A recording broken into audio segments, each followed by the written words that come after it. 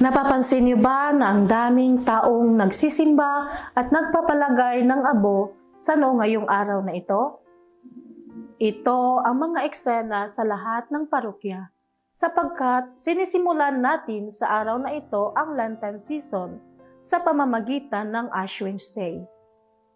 Ang Ash Wednesday ay ang araw na kung saan ang mga tao ay nagpapalagay ng abo sa kanilang mga noo.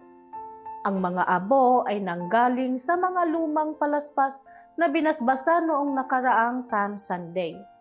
Sinunog ang mga palaspas na ito upang maging abo na sumisimbolo sa buhay ng mundo na balang araw ay lilipas din. Pagkatapos ng homily ng pari, ay binasbasan ang mga abo at nilalagyan ng pari at lay minister ang abo na may anyo ng krus sa noo ng tao. Dalawang formula ang sinasabi sa imposition of ashes. Una, I remember that you are dust, and unto dust you shall return. Ikalawa, repent and believe in the gospel. Ang Ash Wednesday ay tinuturing din na Universal Day of Fasting and Abstinence. Sa pagsisimula ng ating Lenten journey, inanyayahan tayo ng simbahan na mag-ayuno at magnalangin sa araw na ito.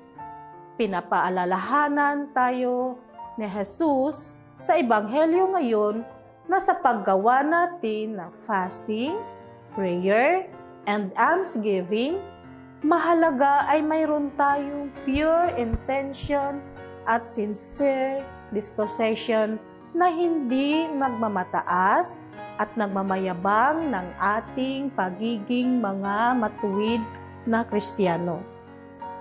Naway, simulan natin ang panahon ng Kwaresma sa pagsisisi ng ating mga kasalanan, pagsisikap na magbagot, mabuhay sa daan ng kabanalan at maihanda natin ang ating sarili upang makamit ang buhay na walang hanggan sa kaharian ng Diyos sa langit.